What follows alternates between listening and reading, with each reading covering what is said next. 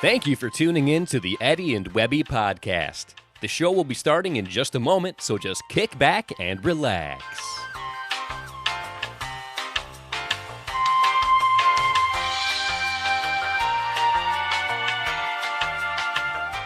If you don't already have a cold beverage and something to snack on, now might be the perfect time to do that. But don't take too long because the show is about to start and you do not want to miss one single second.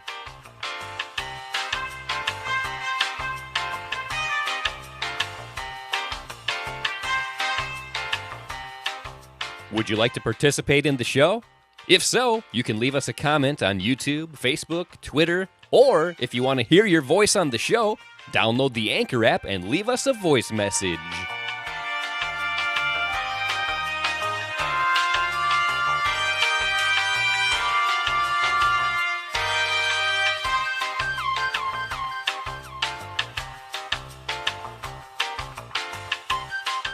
We apologize for the delay in starting the show. Sometimes it takes a few extra moments to prepare for a live broadcast, but trust us, it will be well worth the wait.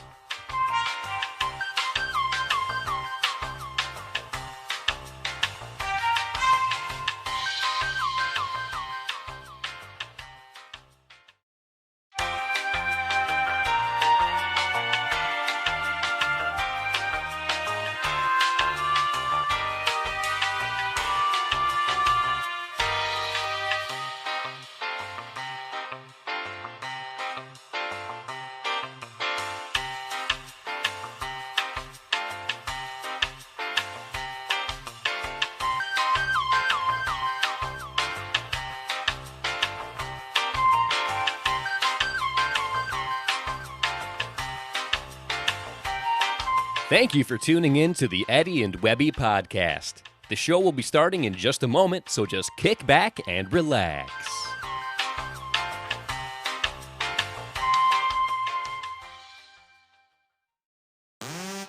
Oh, yeah! You know what time it is.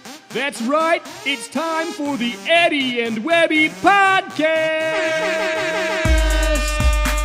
Yo, I'ma bust out some theme song action for you. Check it out. The Eddie and Webby Show is the place to be. They're talking about beer and pickleball and technology. So if you didn't know, now you know. 'Cause it's time for the Eddie and Webby Show. On today's episode, Eddie and Webby run a marathon. This is the Eddie and Webby Podcast. Hey, just because I got a brand new webcam set up, it doesn't mean I care about you any less, all right? Oh, hey, how's it going? This is Webby, not Eddie. And I'm Eddie, and this is our 68th podcast. Oh, yeah, episode number 68, and we have an awesome show in store for you guys. In just a few minutes, we'll be joined by a couple legends in the sport of pickleball, and I am very excited about it. I am very excited about it as well. I'm also very excited about the fact that we are live. We are live on YouTube. We are live on Facebook. And for the 3 people that care, I said it, 3. We're live on Twitch, and we appreciate you guys. This show is meant to be interactive, so if you have questions or comments, make sure you throw them down there in whichever platform you're watching us on. Right, Webby? That is correct. Yeah, we love to interact, so please feel free to interact with us. That's right. We're going to be doing Dinking Around after the show, guys. We haven't done it in a long time, so for those of you that are so excited about that, make sure you stick around for after the show. Right after the podcast ends, we're going to be going into our post-podcast show, so definitely stick around for that. And before we bring our guests on tonight, Webby, I got a question for you. What's that? What's going on in Twitter? Oh, man, Twitter has been off the hook lately. Let me pull up Twitter real quick here, read a few tweets. Here is one from Brad A. Shonk. He says, Eddie and Webby, great podcast with Joey Farias. I loved the flow of the podcast. Joey seems like an awesome guy. Well, nice. Thank you, Brad. That's a great comment. Very nice. And yeah, Joey is an awesome guy. That was I had a lot of fun talking to Joey. Yeah, that was a good time, man. Kind of going a little bit off topic of pickleball and talking about, his life on the road I thought was interesting. Yeah, super, super interesting. Got a lot of great feedback on that. Let's do another tweet here. Here's one from Andre the Baron. They say, Eddie and Webby, shout out to Joey Farias for just drinking straight bourbon on the show. Hashtag pickleball, hashtag bourbon. And he's got a nice picture there. But yeah, that was pretty cool that he did that. That was fun. Straight up bourbon, man. We love it. Nice. All right, let's do one more tweet here on Twitter. Here's one from Jabba the Shut Up. I'm glad Eddie and Webby stopped doing their stupid dinking around show. They must have finally realized nobody cares what they have to say. Good riddance and good day. Oh, come on. After I just announced that we're going to be doing dinking around, right? Yeah, I hate to break it to you, Jabba, but we're doing dinking around tonight, boy. Right. Whether you like it or not, Jabba, we're doing it, buddy. But yeah, that's it for Twitter. And I say we get the show on the road. What do you think? I think we should do it. Yeah, I feel like nobody really cares what we have to say. People want to hear from our special guests, and to say that I'm excited about tonight's guests would be a huge understatement. We are joined by not one, but two legends in the sport of pickleball. Not only is one of them in the Pickleball Hall of Fame, but together they form one of the most successful and most loved duos in pickleball history. Ladies and gentlemen, please welcome to the show, Jennifer Lucore and Alex Hamner. How's it going? Hey. We're doing great. Nice. This truly is an honor to have you both join us today. So thank you very much for taking time out of your busy schedules to hang out with us. And in fact, I've heard that, not counting Eddie and Webby, you guys are one of the most loved duos in pickleball history. What do you think about that? I don't know. We're probably way behind you guys, though. Yes. Yeah. We definitely like to have fun. So on the fun factor, I think we like to high number. That sounded bad. Maybe she does. I know. Yeah. Nice. And here's proof. Glenn Lucy's tuning in, and he says, my favorite girls. Nice, Glenn. Nice. So anybody that tunes into our show regularly knows that we can't really get things started until we crack open a tasty adult beverage. So I think now is a great time to do that. I hope neither of you mind that we do that right now. That'd be great, because I'm thirsty. And nice. And I wouldn't let Jennifer drink until I got to show the mass number of crowds that we have watching a few things. Okay. So we're going to start with this one, because if you know me, like some people do, that I'm not much of a cook. So I have that towel about clearly I should stay out of the kitchen. It's my little pickleball towel. And that was hiding an old trophy at Tournament of Champions. Oh, back that's in the a day. baby off. Yes. So I thought if Jennifer wanted a beer, she could have it in one of our There you go. prizes from Very nice. years gone by. He's been dusting stuff off. Yep. And then I have another one of these fun pickleball towels. This one is obviously food, shelter, pickleball. It's what, Yes. Okay. you know, all the necessities in life. And that was hiding, not a prize, but something that I did pick up at a Nationals. I don't know if you can see it, but it says, it's the Nationals logo on the wine glass and all that. So if Jennifer wanted wine. So all of your stemware is from pickleball. Right. Just like all of my husband's T-shirts are from the pickleball tournaments. Okay. Now we know how we roll there. And then if she wanted a White Claw, I just had a glass. That, I'll take the beer. She could do that. So, all right. Awesome. So she chose beer.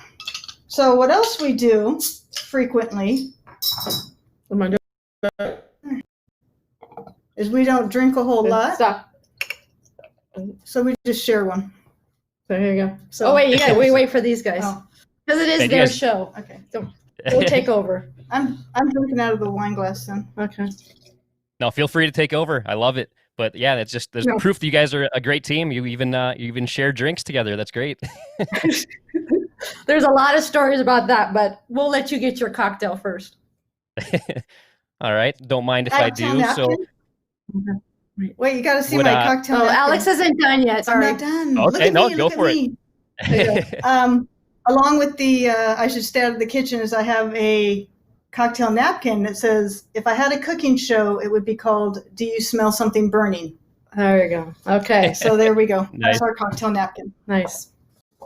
Nice. So what I will be drinking tonight is something from a local brewery called Big Lake Brewing, and it's called Fudgy Kruger Oatmeal Stout. And I will admit, I'm a Ooh. sucker. I'm a sucker for good labeling and clever names. So I bought this specifically because of the name of it and the fact that it has a character called Fudgy Kruger on it. So this is an oatmeal stout that I'm Nice. very excited to drink. What about you, Eddie? Are you going to be drinking anything this evening?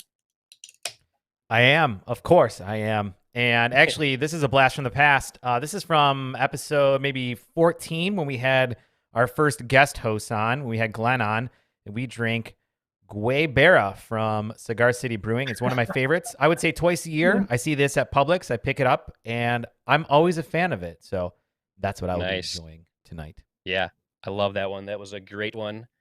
But yeah, cheers to a very fun night. This is going to be awesome.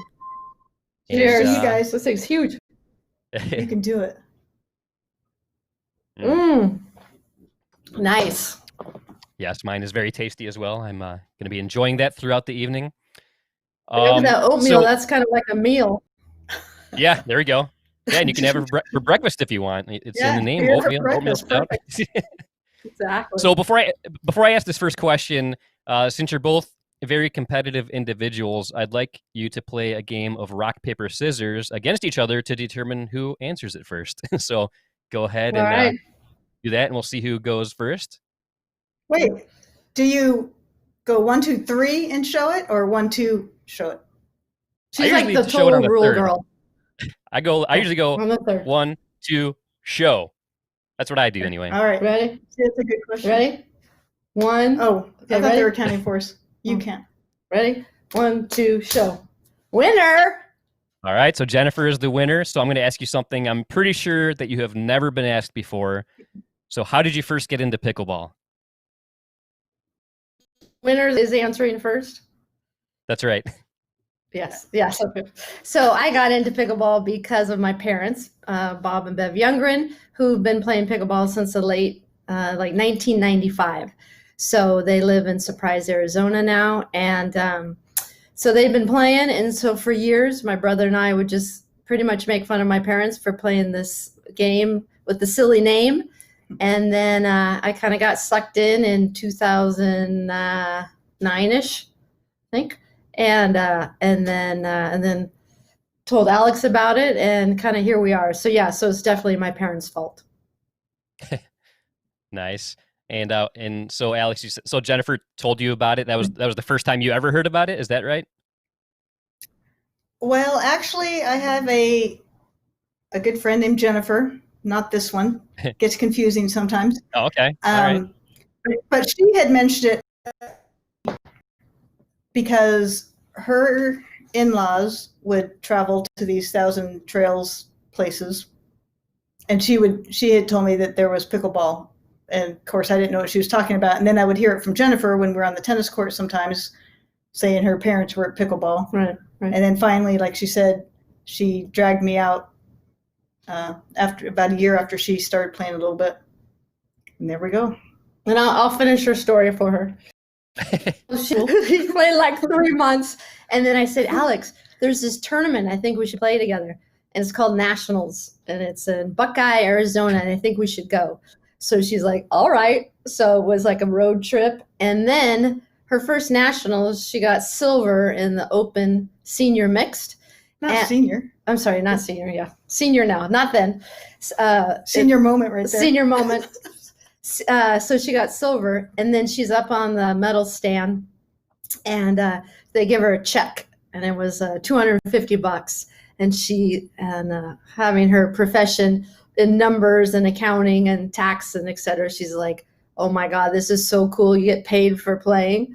So we pretty much haven't stopped since then. Yeah. Had no idea I could win some money. That's awesome. For anybody that's tuning in that's not aware, in 2014, Jennifer and Alex actually won the USA National Championships Open Doubles for the 4th year in a row, which is an absolutely amazing accomplishment. Do any of those 4 victories stand out to you as being your favorite? Oh, that's a good one. That is a hard one. Well, of course, the first, because you're like, oh my God, we won. Because we got 4th our first year. Right. And we thought we could do better than that. So. Right. So of course, I would say as the years went on, this performing and like trying to do it again. And I remember the big, we had some shirt. We did a three-peat, and that was like, we did some fun pictures with 3 and the medals, and we're like, oh my God, we have arrived. And then the next year we got 4, and then nothing, and then I don't know, something next year, and then we won again the next year. But I don't know. Does one stand out for you? No, I don't know. Well, they're all. I haven't thought. Yeah, was that, or I don't always go. Oh, and then this year, right. So actually, but I couldn't tell you what year it was. But I remember watching the bronze medal match, and the gals that won that bronze medal match, meaning they were going to be playing in the finals against us. As I'm hanging on the fence watching the game, they were so happy afterwards, and they were congratulating themselves. And the one says to the other, "We did it! We made it! We won that, and we made it to the finals." And I turned to Jennifer and I said, "I think we just won the finals." Exactly. Yeah. Because their goal apparently had been to make it to finals. Right.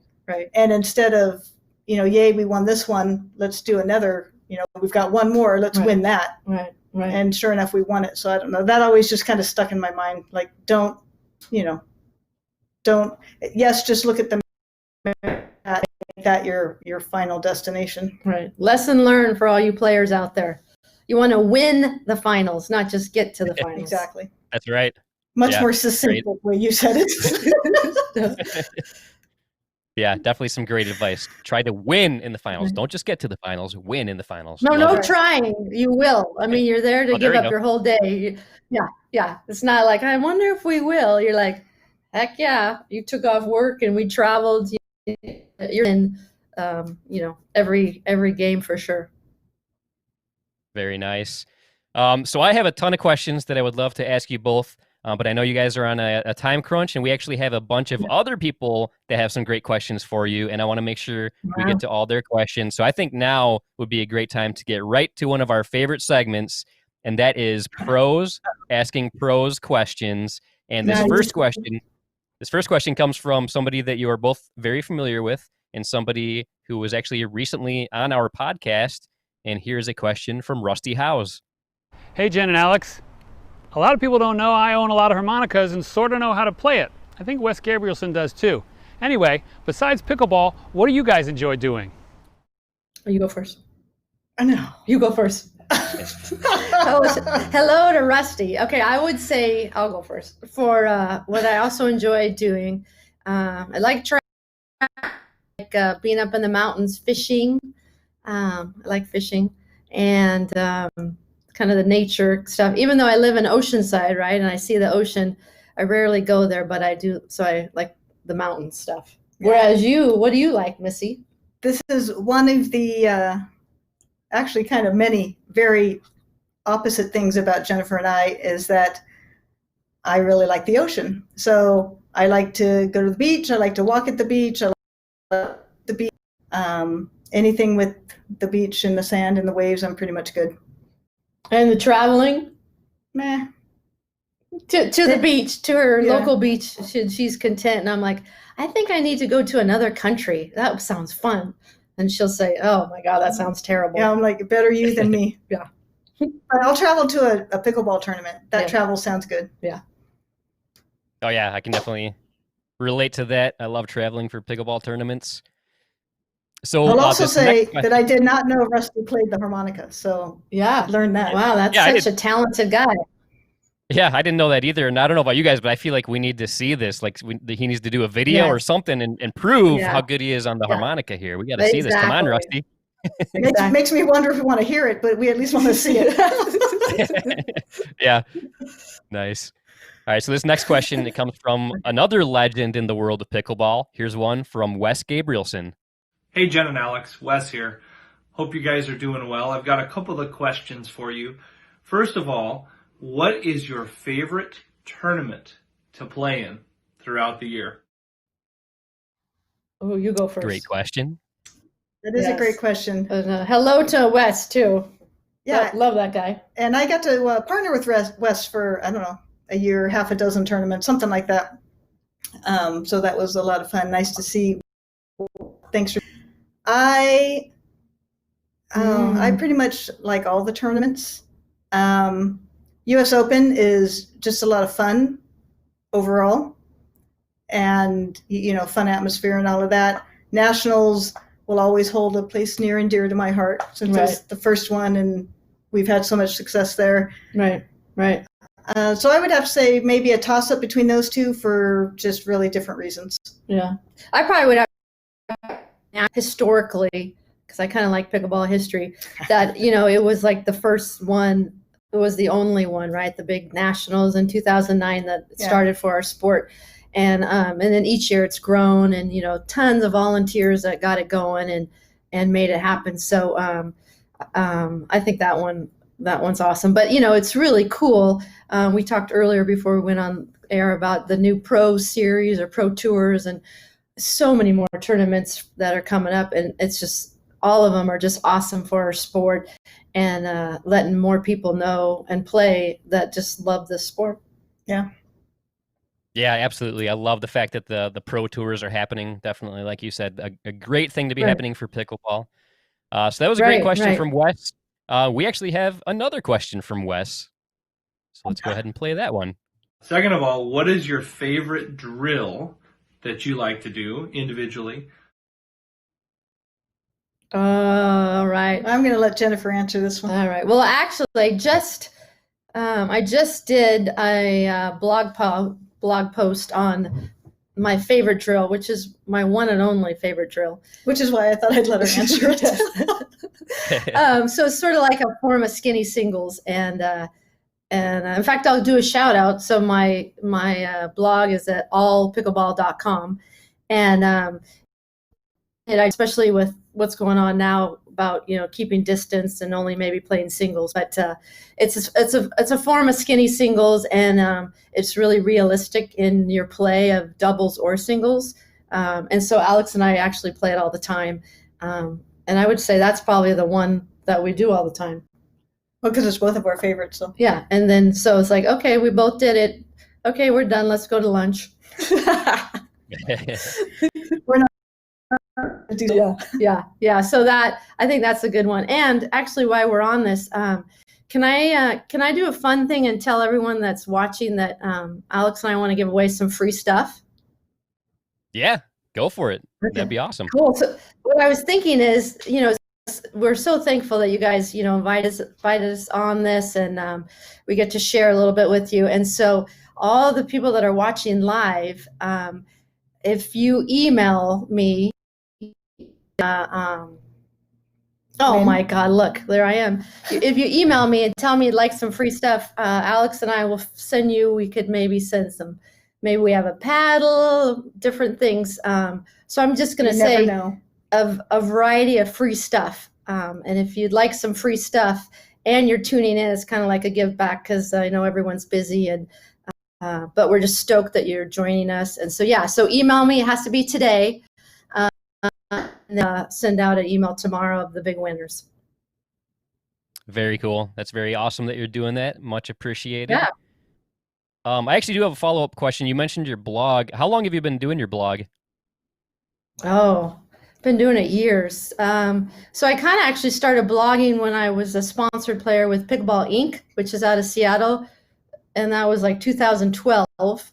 And then, and recently they sold off to Pickleball.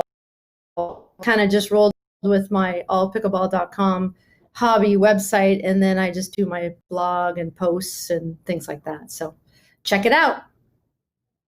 Very nice. So Alex, did you mention the drill, your favorite drill yet? Oh yeah, I did. It's the same as Jennifer's. It's the same. Okay, we're going for the 2-for-1. Gotcha. All right, nice. Another reason why you two just gel so well together. That's awesome. Yeah, exactly. Like why make it drill and be done? There we go. All right, so we actually have one more question from Wes, and let's go with Wes's final question. Who knew he was super gross? I know. And then number 3, what is your favorite tournament snack? Hope you guys are doing well. Love you guys.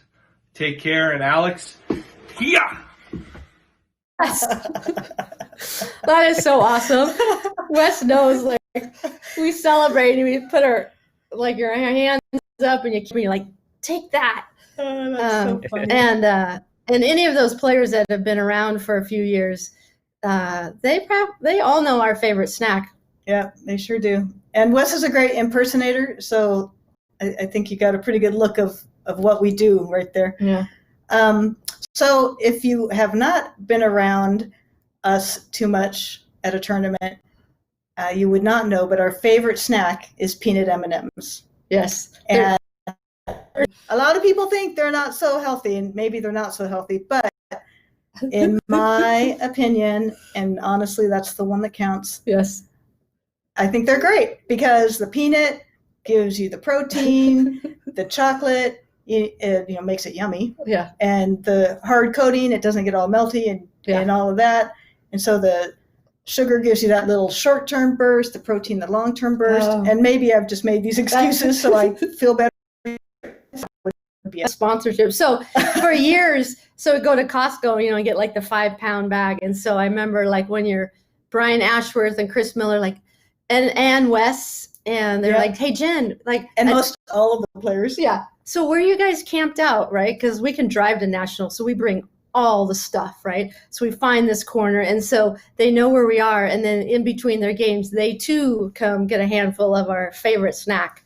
Yeah. So I think it's a lot of people's favorite snack. So the fact that it sounds like a 5-pound bag of M&Ms, we don't get to eat that much of it. It's a lot of other players as well. Yeah, we share. Nice. Yeah, I do love some peanut M&Ms. I'm not gonna lie, that's one of my favorites as well. So we share that in common. That's good. So maybe I need to start eating those before or while playing pickleball tournaments. Maybe I'll have more success because I don't currently have a lot of success. So there you go. Actually, I remember the first time we met Simone. I'm going to say it was at TOC, and it's actually me and a couple other players, our birthdays are the same time. But Simone came up to me and she gave me a little bag of peanut M&Ms, and she's like, "Hi, here's your birthday present." I'm like, "Oh, love you." So anyway, fun stuff. Awesome. Well, this next question comes from another great player in the world of pickleball. Here's one from Christine Barksdale. Hi, I'm Christine Barksdale, and I'm excited to be able to ask Jen and Alex a question today. The forefront of my mind is that, women's doubles is typically known as a power, fast-paced game. And really, that's what I attribute to the early success of you guys. You guys really made it what it is. So what I want to know from you today is what strategy do you recommend players use against an attacking power-type team, such as you guys? And secondly, what drills would you recommend for them? How could they learn how to neutralize in a power-attacking team? And that's what I want to know. I look forward to hearing your answer. Thanks a lot. Oh, yay, Christine. We've played against Christine a bunch, and I have to say her hair is really getting long. Yes. I think we've been playing against her forever, actually. Yeah, her and Joy. Joy Lysine would be, we probably played them in the finals a time, the years.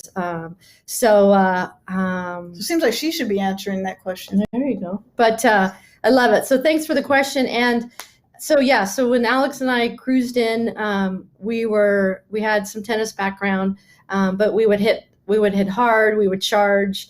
In fact, for our first couple of years, I didn't even know how to do a third shot drop. So we're always taught, like, if you're doing something and it's working, you just keep on doing it, right? We just keep on blasting it. But then, the players were getting a little tired of maybe losing or whatever. So they're like, okay, we got to figure it out. So then they would absorb our power. And then then I had to learn how to do a third shot drop. And I had to even a dink. Yeah. And I had to embrace the whole dink. She's still working on that. Exactly. So it's interesting. So you have to adjust because you're always going to come along that, is either hard or soft. So that's why you have to have both. But nowadays, I kind of sometimes on social media, I hear people talk about some players that, they hit super hard all the time. And this is a new thing.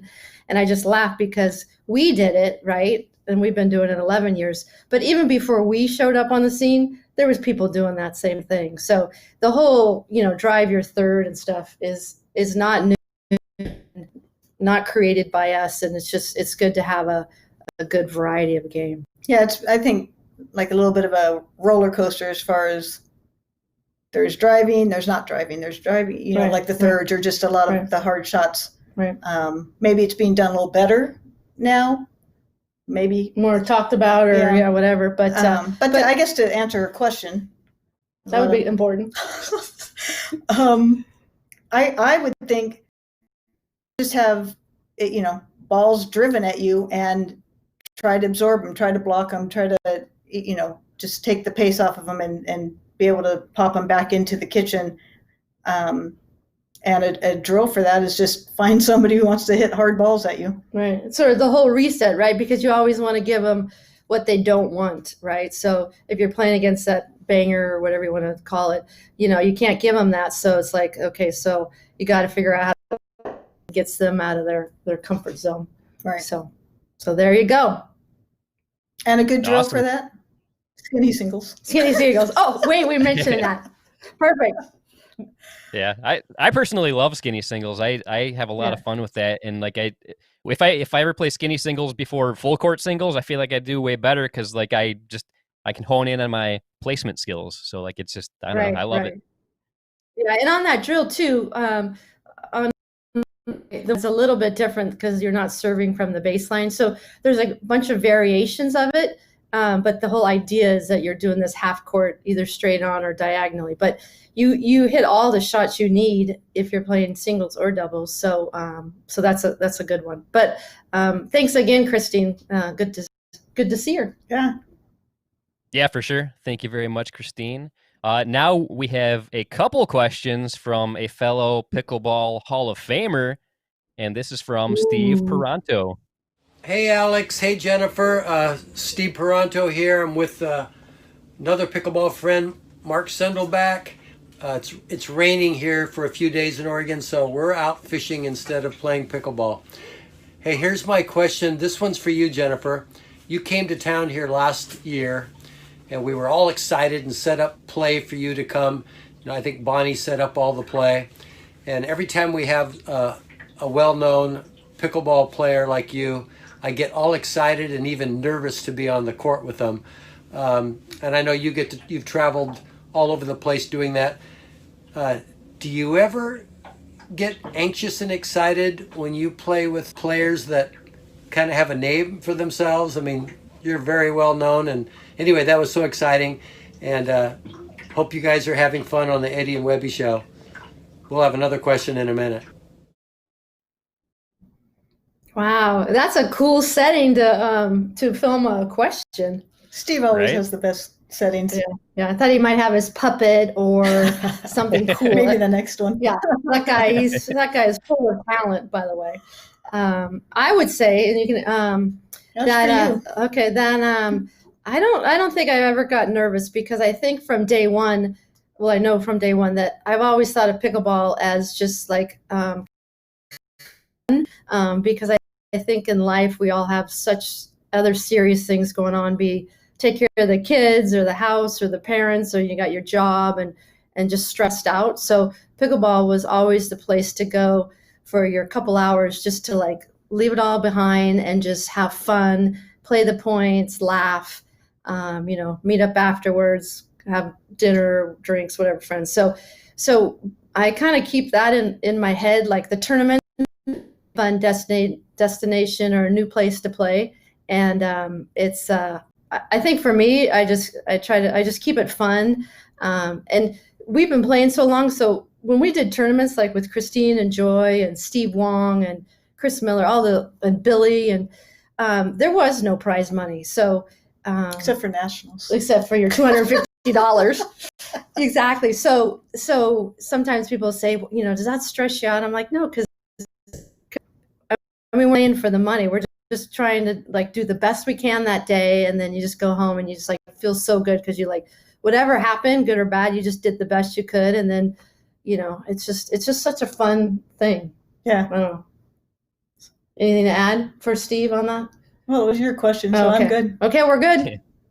All right. So here's question 2 from Steve.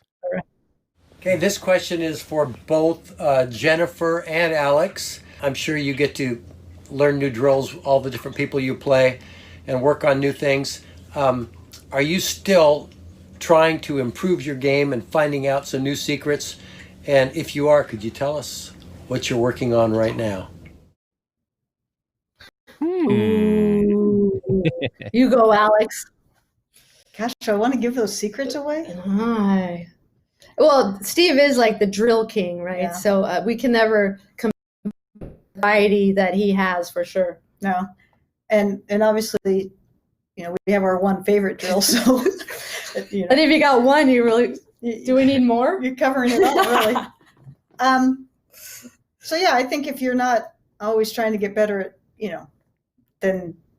then you're just complacent, and why even play tournaments at that point? But if you don't play tournaments and you don't want to get better and you just want to have fun, that's totally great too. We're just not necessarily, we want to play tournaments and have fun. Right. And part of playing tournaments that makes it fun is winning, at least, winning some. So yeah, so I think we're always trying to get better, and we might see, here's a good one. Ben Johns had put out a video, something about his backhand flick into the right shoulder, something like that. And when we were at the other doing our drill, Jennifer's like, one of these days, we're going to work on that Ben Johns flick thing. Right. So that is one that is on our bucket list. I think to try. Yeah. So I think like we're never, I don't think you ever arrive in the sport. I mean, because there's always new tricks or new things or techniques. And as we get older, right, sometimes maybe our knee hurts, or, you have these body sore issues and stuff. So it's always an adjustment. And I think there's always trying new stuff, I think adds to the love of the whole sport. Yeah. Awesome. Great answer. And going along with what you said, Alex, like I love the fact that pickleball, like you can constantly grow and be competitive and do the tournament play. But like you said, some people maybe don't want to improve and do tournaments. They just want to play for fun. Mm-hmm. And that's another great thing about pickleball. Like it just depends on what do you want to get out of it. And it's there's really something for everybody. And I love it. I love that. It really is. Yeah. And it's so fun no matter how you're doing it. So. Right. Because, there is, I forget the exact number, but it's a small percentage of us that really do these tournaments, and travel. And then some just stay in their local town, right? And the YMCA might have a little get together or something. But yeah, for the big tournaments and these pro circuits, that's a small thing of the overall population of pickleball lovers. Yeah, for sure. And I don't know if you saw it on the screen a few seconds ago, but a perfect time for this message to show up. Another true professional in pickleball, Byron Fresso. He said, please give a big shout out to my pickleball queens. Jen and Alex are two of the most dynamic players to play the sport. And I agree, Byron. Nice. All right. Checks in the mail, Byron. All right. So this next video question. Oh, yeah. I love when Byron is at tournaments. He actually did the announcing during our 2-versus-1 match when we did Eddie and Webby versus Kyle Yates. It was more like heckling he probably than announcing. Microphone. Yeah, it was more like heckling. He pretty much just made fun of us the whole time because we were getting stomped by Kyle Yates. Nice. But awesome experience. But let's go ahead and move on to our next video question, and this comes from Joe Valenti. Hey, Eddie and Webby. Thanks for having me on, guys. Not sure I'm a pro. I'm more of a semi-pro at this point. Jennifer, Lucore, and Alex Hamner, great to see you guys in sunny California. I'm in the 585, Rochester, New York right now. Quick question for you. Jennifer, in 2015, you and I played an epic mixed singles match on the first ever pickleball court on Bainbridge Island. Since then, what are the most memorable courts or location you guys have played at? Thanks a lot, guys. Love the show. Hey, Joe. We love Joe. Oh Oh my God, that's so fun to see him. That's going back in the history books. That guy, he's full of energy and positive vibes for sure out of Rochester, New York. But so Joe and I, he came, we were doing one of the indoor SeaTac tournaments, and we had, I think it was on a Friday, and Joe and I were like, let's drive to Bainbridge Island and see if we could find the original court, right? Because there's no map to it, right? It's on private property. And so made a few calls, blah, blah, blah. And we show up, and then Joe had his video stuff. And so he has got this great video of us playing on court, which is, is the asphalt is from 1930, right? The original court. So it's a little porous, and there's some trees and some obstacles in the way. Just a few. Yeah. And we had the best day. And traveling with Joe is awesome. And we definitely miss not seeing him. So I can't top that location, and you've been there several times. Yeah, the only one that would come close would be Barney's court.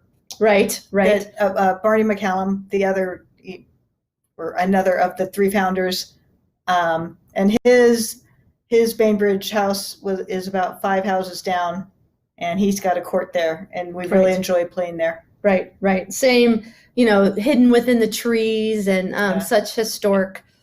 You just look there and you can just remember, in the 60s, 70s, all the years and all the fun they've had there. So those are definitely two important places. Nice. Yeah, that must have been incredible to play, like where pickleball was born. I mean, like how did that feel being there? Yeah. In fact, so when It's awesome. when Joe and I showed up, right, because that was our first time ever there, and I got on my knees and I totally kissed the court. Because it's kind of like Mecca. Because when you just love something, you're like, you look around, and you're like, oh my gosh, this is where it started, and we are totally in that location. Yeah. Yeah, that is awesome. And I've seen the video. I went down the YouTube wormhole not too long ago. Like I looked both of you up on YouTube. I always like to research our guests before they come on, and that was one of the videos I watched. And that's so cool that you guys got to play on that court. That is so cool. Right. Another fun time on that court, though, is in 2015. It was the 50th anniversary. Do I have that right here? Of pickleball. Yeah. And friends with Barney until he passed away late last year. But we went up to visit him like we would do. And Jennifer and I went to the store and bought a birthday cake. Yeah.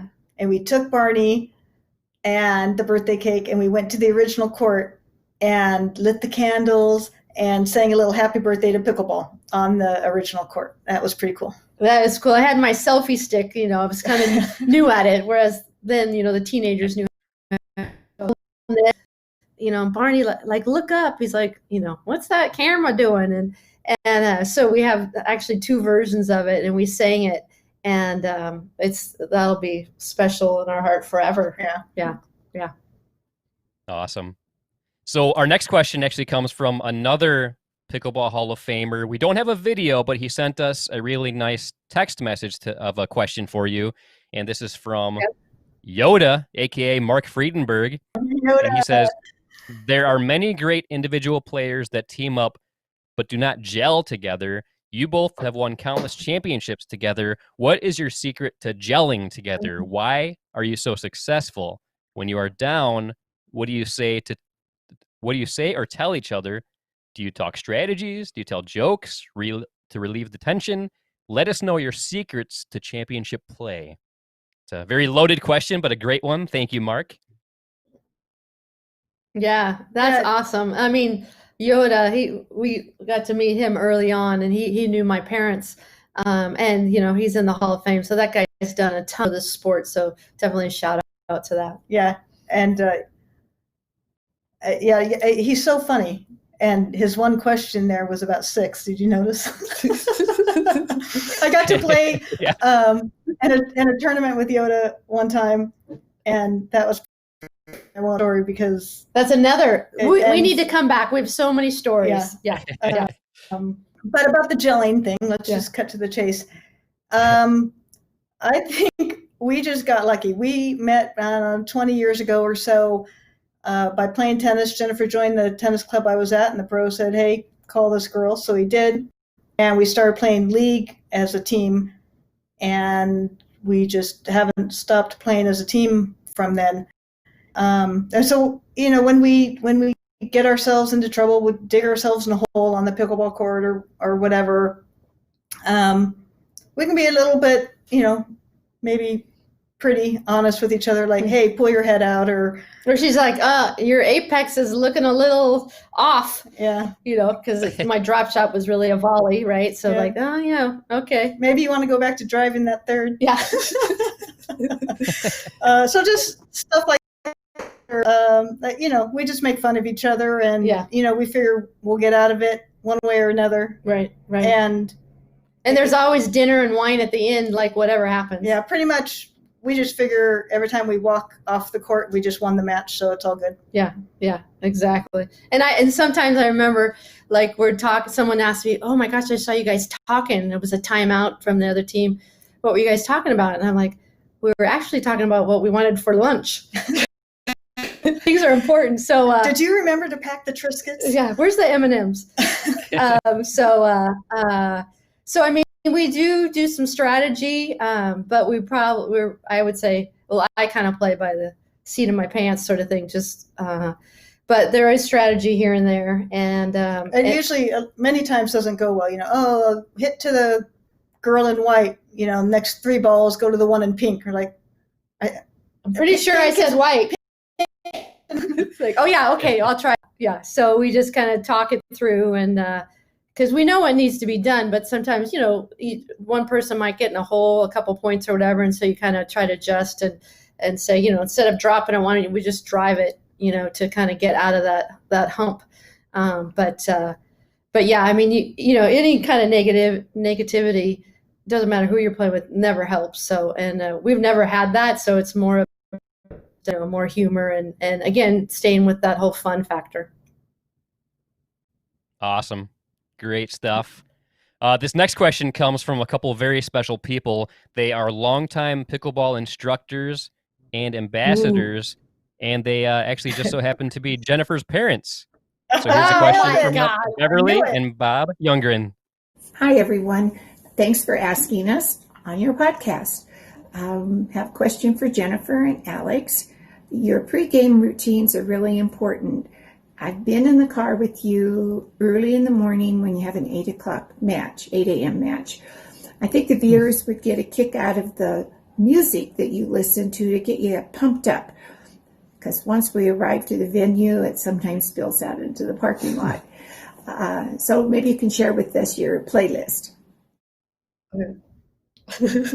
Oh my gosh. So funny. Mom and Dad are everywhere. It's so great that I get along so well with Jennifer's parents as well, because we've spent a lot of time together at tournaments. And back in the day when Jennifer and I were still playing tennis, Bev also played, and my mom played. And so we did a little mother-daughter doubles match. And so that was a lot of fun. Anyways, about the music, music's good for pumping you up, and a lot of times the louder. So we will oftentimes really rock it in the car on the way to a venue.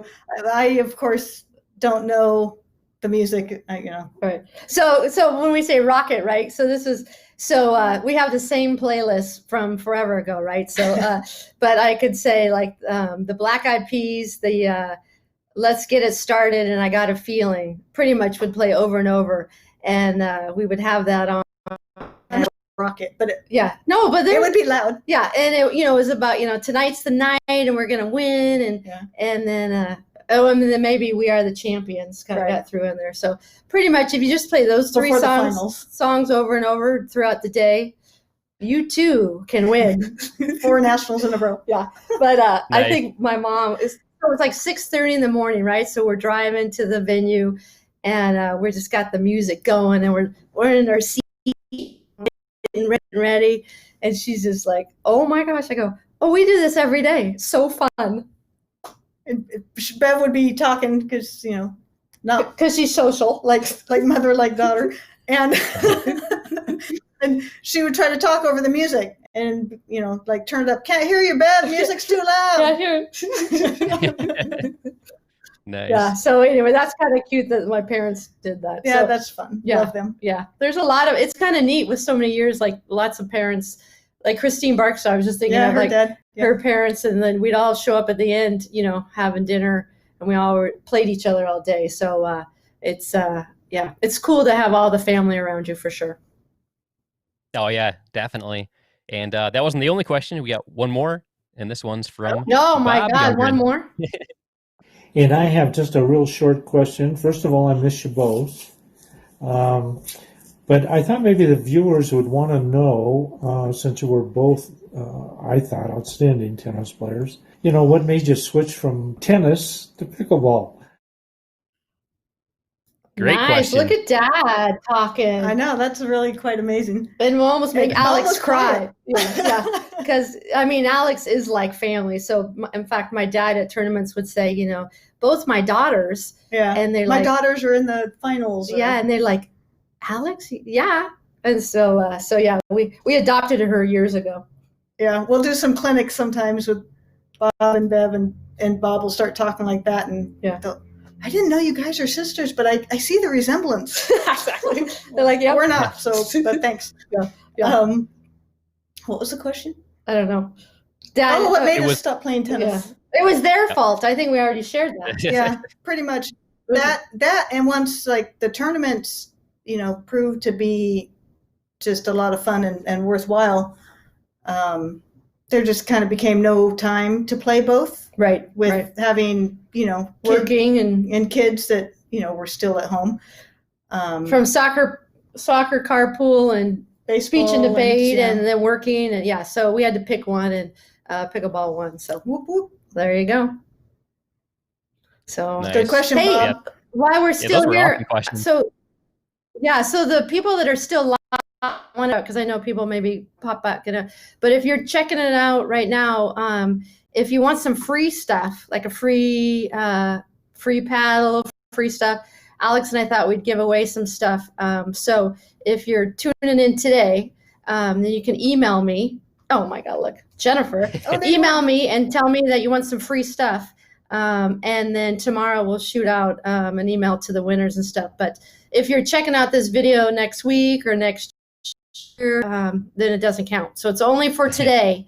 But I thought it'd be fun because, again, I wanted to, for you tuning in. Spending your time with us, we appreciate that. Yeah, and we like to give away free stuff. That's true. Yeah. That's right. And to everybody tuning in, especially after the fact, you need to start tuning in live because you never know when you're going to get a prize for watching live. Exactly. Little present. That's right. All right, so we still got a few more questions from the pros here, so let's move right along. This next one comes from our very good friend, Irina Tereshchenko. Hey, Eddie and Webby. Hello, Alex and Jennifer. Chris Miller and Irina Tereshchenko are here to ask you a few questions. First of all, Jennifer, a question for you. I know you played with Chris Miller for a while, and I also had the privilege and an honor to play with Chris for almost 4 years. So maybe you can tell us about your experience of playing with Chris Miller. Nice. Maybe. Just tell the truth, Jennifer. Oh, I love it. I love it. Look how they were just sitting there so nicely. Love Chris and Irina. Those two are hilarious. Yeah. I can't believe they lasted 4 years as a team. Because I only made it for 3 years. Yeah. So 3 years too many. Yeah. No, it was an awesome ride because as I shared a couple times, Chris wasn't available so often because the job he did, he pretty much had the summer off. Then I had the opportunity to go to Canada and do some different traveling because it's like not fun traveling on your own. I don't know. No, I think true. So that's why I keep her around. But yeah, Chris and I would go to a bunch of tournaments, and in fact, Joe Valini, who tuned in earlier, he would come. So like the three of us did a bunch of stuff together on travels and tournaments, and it's just so much fun memories and stuff. So yeah. So and I would say Chris is he's probably the most passionate pickleball player I know. I mean, this guy, he lives for pickleball. And so we kind of learned some of that passion and loving the sport. And usually it's like us driving and him and Brian in the back seat for years of different, like going to tournaments, rooming together, and sharing whatever. But a good ride, and I learned lots of pickleball stuff. Because of course Chris has been playing for 30 forever. years or something now. Forever. I think like 60 years. At least. At least. I think he's been playing about 60 years. Nice. Well, we got another question here. This is from Irina for Alex this time. Alex, a question for you would be, I've played you many times, and the first time I played you was at TOC, I think maybe 2016, and you were already earning me in doubles. So my question to you is, was that you who taught Tyler Loong how to ernie so well? Ooh. Oh, good question. Irina, that's so good. Yes. I'd say yes. Actually, I pretty much taught Tyler everything he knows. Yeah. So it's he's lucky that he got partnered up with me when Wes had to pull out of a Grand Canyon State Games a few years ago. So Tyler, you're welcome. Yeah. Okay, so Irina, so TOC, I had a friend there, Luba, who what's the language? The Russian, sorry. So Luba knows Russian too, right? So you can't cuss, and the ref would, you'd get in trouble. Although, I don't know, Miller never got in trouble. But so Irina's cussing in Russian, and Luba's, who's watching, spectator, is like just laughing because she's like, oh my gosh, she's saying it all. But of course, we don't know Russian.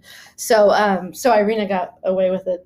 Probably a few tournaments, but that one for sure. Yeah, we would look at Luba and say, oh yeah, no, she should be called out for that. But of course, nothing ever happens. So. Yeah.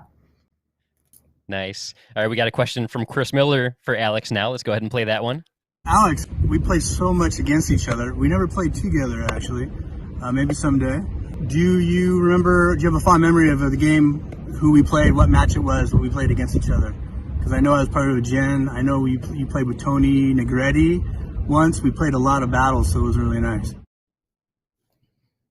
Nice. True story. Oh my God, this could last forever. I'll try to make it, the story's good.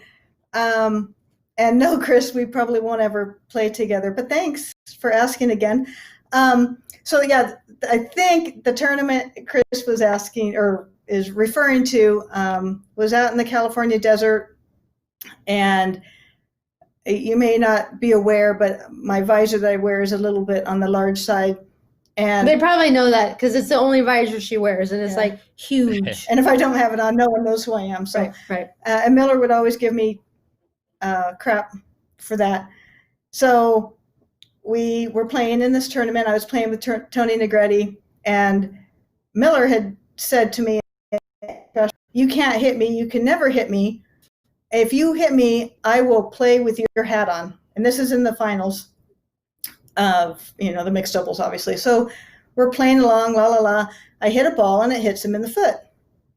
And I say, "Chris, what just happened?" And he's like, "Nothing." I said, "I hit you," and I take my hat off. And I said, "Wear my hat." And he wouldn't do it. And so we get in this full-blown... People are looking our way, like, what's happening? The referee has no idea what, because the match is just going along, and then all of a sudden, all hell breaks loose. And I take the hat and I throw it at him, and Tony, my partner, says, "Wear the damn hat, Miller." And Jennifer looks at him and says, "You're not putting that hat on." I did? Yes. I'm pretty sure I didn't say that. Oh my God. No. You totally. I don't remember that. Anyways, maybe we were ahead and we almost won. It resolved by Miller, of course, not wearing the hat because he claimed hitting him on the foot didn't matter. It had to hit him in the chest. He was whining. Like he does. Yeah. So no, he didn't wear it, but that would be my most fond memory of playing against Chris Miller. There you go. Awesome. Love you, Chris. Good stuff. So we just have two more questions, but before we get to the last two, I do want to do one more from Chris Miller. This one's for Jennifer. I actually found some old stuff. Jennifer, do you remember you won a gold medal with this battle? Do you know what year it was and who it was with? Oh, wow. It must have been me. Yeah, I don't remember the paddle, like the paddle connected to a tournament though. Cause I do. So we rolled with the champion and we went to the legacies. So because Chris is asking, I'm gonna say when we were on the medal stand for mixed at nationals. Or CTAC. Or CTAC, yeah. Do we know do we have an answer? Yeah, does he know We the actually answer? do. We do have an answer, Okay. so here's Chris Miller with the answer. Okay. So the answer to the question, and you have a nice paddle here, you can probably see it here. It was with Alex, I believe, because it says women's gold, and I have your autograph signature, and it's funny that I have it, and it's a pretty cool paddle, and if you need it back, you let me know, I'll get it back to you. Actually, Jennifer, my first paddle was one just like this, maybe blue one. Chris Miller gave it to me, and it also had your signature, so That's right. pretty interesting fact. Hey, right does this bring back memories or what? You can probably talk about this for a while too. And a shout out to my sponsor, Power Balance. I got to do it. All right, guys. Oh my God, that is so That funny. is classic. Yeah, That's great. that signed one is like priceless. Like I have this one I was gonna tote for fun. Like I was thinking about going back to the old wooden. This is a swinger with a little cord on that. So Nice. Oh, that's funny, Chris and Irina. Yeah. In fact, I remember Irina's like, okay, she got talked into playing. Okay, I'll play. Just give me a paddle. And then Miller's like, okay, Jen, give me some of your paddles. So there's like, there. Oh, thank you guys for putting in those questions. That was very cool of you too. I know we're running out of time, but there's two very special questions. I wanted to try to get to those real quick. Hopefully you guys can stick around for those two. Here's one from Tyler Loong. Alex and Jen, my two favorite people. Hope you guys are doing well. So this question is more geared towards Alex since I'm her favorite mixed doubles partner and Jennifer Lucore does not like to play with me. She has actually never asked me to play. So this question is for you, Alex. Obviously, when we play doubles, we have to play down low with the younger people. I think I also have heard you say you enjoy doing that. What is the difference between playing with the seniors pros versus the younger pros? And why do you enjoy playing with the younger pros so much? Wow, That's Tyler, great. that's the guy that you taught, remember? Yes. That is an awesome question. It is. And Tyler's an awesome guy. We've been partners for a couple years. I think it's pretty much come to an end, but Tyler and I are still sponsored by Vulcan together, so that's cool. Not completely gone from my life. What I like about playing against the younger crowd is I don't get to do it. In tournaments, if I play in seniors, and a lot of those younger kids are kind of fun. I think that's a lot of fun, and of course, playing with Tyler is amazing. That guy's got some game. He's got so many fancy shots. Oh, and yeah. He's so fast. Yeah, he's a total stud. Yeah, and it's so fun. He's so just exciting to watch that being on the court, with him is a lot of fun. Right. In fact, I'm going to butt in like I do. I remember the last U.S. Open watching you guys on the center court, got really far, and I kept thinking, oh my God, Alex is, I don't know how old, she's really a senior, and he's not, and they were going through the young teams, and they won again because you were in the loser bracket, and you kept winning, and it was just like, it was so awesome for the senior crowd to think like, you know what, we can hang in the under 50 and teams, and you did awesome. Yeah, So- it was a lot of fun because people would come up to me afterwards, which is very nice to tell me how well I had done, or hung in there, yay for me for hanging in. Right. And I would laugh because Tyler is literally half my age, and my kids are just a few years younger than he is. So I would maybe call him my third child sometimes. But it was fun. It was very cool. And Thanks we really like hanging out with Tyler. Yeah, So. yeah, that'll continue. But thanks for the question. Yeah, thank you, Tyler. That was a great question. And I met Tyler last year at last year's Beer City Open in Grand Rapids, Michigan. And it's awesome watching him play. He's a a very entertaining player to watch. So Before we say goodbye to you guys, we do have one final question here, and this comes from none other than Simone Jardim. Hi, Jen and Alex. First of all, miss you guys. I can't believe that we haven't seen each other in such a long time, probably since Nationals. But anyways, looking forward to seeing you guys soon. I wanted to say that I have a question for you guys. I'll get to it eventually. But first, I just wanted to say how much I appreciate you guys. I love you guys. Since day one when I came into pickleball, you were both extremely supportive of me and extremely nice.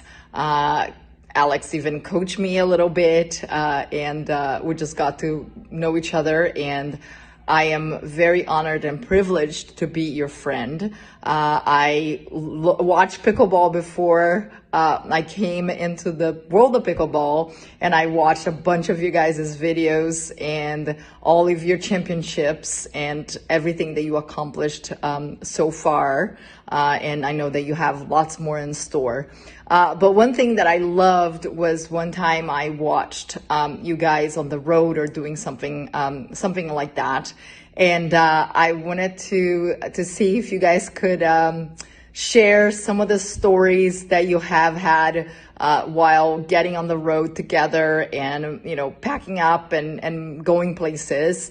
Anything I would love to hear. I think your guys are amazing, and I love you and miss you so much. See you soon. Bye. Kiss back. Oh, wow. Love you so much, Simone. Yeah, that's so cool. Yeah. Yeah. Look, so not only did we help Tyler get to where he is, and we coached Simone. Yeah, and we coached Simone. And she watched all our videos. Oh, that's so sweet for those words. But I mean, just like, meeting people. I mean, I don't know. We don't got time for crabby people. So you got to have fun and welcoming, all the new. And oh my God, talk about a superstar. She's plugging away and making it, truly amazing. Yeah. So road trips. We've had a lot of road trips. So we're kind of like it's the journey, not the destination. Or, I mean, we crack ourselves. So Nationals, Nationals now is like a couple hours away at Indian Wells from where we live, but it's a little road trip. But we'll stop and do funny things and take selfies and just like be in our own little world, cracking us up. Like you think we're like teenagers, but we're not. What? I pretty much always drive. Yeah. Princess, she gets car sick. So she drives and I just look out the window and she tells me where to go. Yeah. Like always. So it's like a perfect team. And she'll say, wait, stop, pull over here. So I do that. And I'm like, why? What's going on? I want to get a picture of that. We got to take a picture. Selfie. Okay. Yeah. Yeah. So I don't know. We just have fun. I mean, even like I'm thinking, you go to the store in town, right? So we're like cruising and of course we have to get our pickles. And so I'm like, oh, wait, photo shoot in the pickle section. So like it's like 11 o'clock at night. I'm on the ground in the aisle of the grocery store. And I said, pick up this one. So, because it's all pickles. And I'm like, this will be a good picture for my blog. Or so I'll be the pickle model. So she's very obedient. And anyway, yeah. I think all our journeys on the airplane, and we run 1 second story. We run into Marcin, and we're on the same airplane as him, and he's like 10 seats ahead of us. Marcin Rospetsky. Make sure people know who you're talking about. Thank you. All those Marcins in the pickleball world. Yeah. And we tell the stewardess that, there's this really famous guy up there, and we would love to get his autograph, but we're too shy. And he's so good looking. We're just too nervous to approach him. Right. So then she's like, okay. So she says, let me have your. So she goes and gets his autograph. Well, he looks back because he doesn't know we're on the same plane. And we're giggling and we're like ducking underneath the seats. And so he writes us this message, and she brings it back knowing that like this is kind of a joke now. She didn't say anything. She just kind of flipped us the paper and she walked by. And so it was in, do you remember what it said? Polish. It was in Polish. Yes. So I had to get my Google Translate out. Yeah. And what did you remember what it said? Well, he'd written us a very heartfelt note that we could kiss his butt. Yes. So we've been buddies ever. So we get off the plane and we're laughing. So we're total jokesters. Probably with Miller, we've done a ton of pranks and because you gotta. Yeah, for sure. Yeah, that's awesome. I could listen to you guys talk all day. I could ask you questions for hours.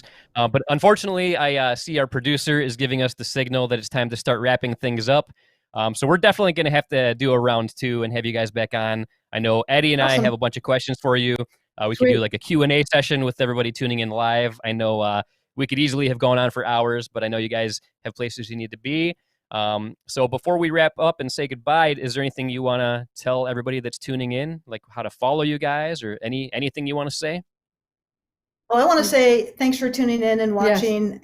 And some people over the years, like Jeannie Stasny's a good one. She's always been. Oh my God, the list is long. We don't have time for that list. No, true. But we appreciate that. And we love the sport and meeting new people and hanging out with this one's okay. So. Oh, Sherry Keith, I see that just popped up. Nice, Sherry. Yeah. So I know Alex has her little Instagram. I have mine. We're on Facebook. And then I have my fun website, which also has, I didn't even talk about, but the history of pickleball, more than 50 years of fun book. So that's on there, and that's also. Oh, you mean this book right here?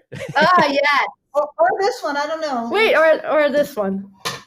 Or it could be that one too. Anyway, so my mom and I wrote that one, and it's kind of cool because it's the only history book on our sport. So it's definitely a good read or a good gift. So that would be a shout out on that. Worthwhile endeavor reading that book. Oh yeah, and I got to say, I just purchased that book a week ago. I'm about halfway through it. I am absolutely loving it. Like I kid you not, anybody who loves pickleball and wants to know about the history of it, do yourself a favor, get that book. I love a good documentary. I love a good backstory, and definitely this book. This is awesome because I mean it covers everything. Like it's got like timelines of when the biggest things happened in the history of pickleball. Jen and Alex both spent time with Barney McCallum, and there's in-depth stories about things that happened with Barney and his recollection of how things went down. I mean, it's awesome. You guys have got to check it out. Thank you. Yes. But yeah, I mean, I cannot thank you guys enough for joining us tonight. This has been awesome.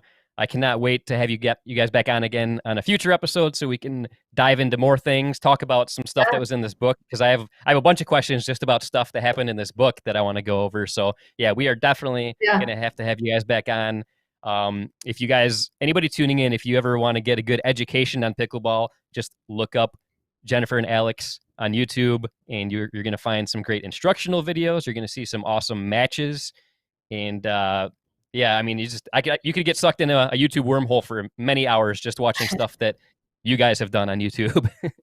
Well, thanks. But I think it's very cool, all those pros. So thanks. That's very cool that you guys all spent the time and did your little video. Love it. Yeah, thanks a lot, you guys, and hope to see you soon. At least TOC, maybe. Yeah. Yeah, definitely. And thanks to Eddie and Webby for having us. Yeah. Oh, well, thank you guys. I mean, you made this show definitely one of our best, and I can't wait to rewatch it. And like I feel like I can learn something by rewatching this episode. And everybody tuning in, do not forget, if you want to win something, all you got to do is send Jennifer an email. And I wish we had a way to put the email on the screen. Wait a second, there it is. Oh. Yay! So nice. Jennifer at allpickleball.com. All you got to do is send her an email, but it's got to be tonight. So this is a reward for anybody tuning in live. Send an email to that email address, and you might win something from Jennifer. And Alex. Yeah. And Alex. You know, we're a team. That's right. Can't get... She hasn't even tried. Don't let her fool you. Awesome. But seriously, we cannot thank you two enough. And thank you for being here with us. And we can't wait to see you again. And hope you guys have a great night. Cheers. You guys Bye. Bye-bye. Yeah, cheers. Unfortunately, my glass is empty, but I'll be refilling. Yeah, an empty glass cheers. There we go. Cheers. Yes. They sound good. That's all right. Ours are empty. Oh, that sounded good. That sounded really good. Fine. All right. Have a good night. I think I don't know, Eddie, are you there? Are you still with us? There he is. I'm still here. I was waiting for the official goodbye, but I felt like everybody was just taking their time, and it was like one of those I wasn't sure. So I do feel like we were having a moment there too. So I Yeah. do appreciate you letting me have that moment with them. I'm sorry that you weren't on the screen much during this episode. That's okay. Honestly, I mean, for those guys out there, like there's a lot of production that goes into this, and it's just Webby and me. So one of us really has to man a lot of these controls, social media, make sure we're playing the videos in order. It takes a lot of work. So a lot of times it's kind of a relief, and I like when you just go and run with everything. So I think it worked out really well. That was so much fun, though. Like, man, talk about a couple of epic people in the sport of pickleball. I mean, they're amazing players. They are super down to earth, super fun. I mean, how much fun would it be to hang out with them at a tournament? Yeah, I would love to be able to have a couple drinks, maybe listen to some stories, because I bet you they have some really good stories, and probably some of them that they wouldn't want to share live on a podcast too. So Right. I hope we get Oh, the yeah. opportunity to hang out with them and get some of those good stories out of them. Man, I definitely am looking forward to the day when Eddie and Webby meet Alex and Jennifer in person. It's just going to be magic, and we could do some kind of fun video. I feel like it doesn't matter what we do a video of, it's going to be magic with the four of us together. I agree. Great job, Webby. I think that was awesome. I hope all of you guys out there really enjoyed it. As we mentioned at the beginning of the show, we're going to be doing Dinking Around with Eddie and Webby tonight. I know you guys have been on the edge of your seat wondering when it was going to come back. Tonight's the night. Right, Webby? Oh, yeah. Tonight is the night.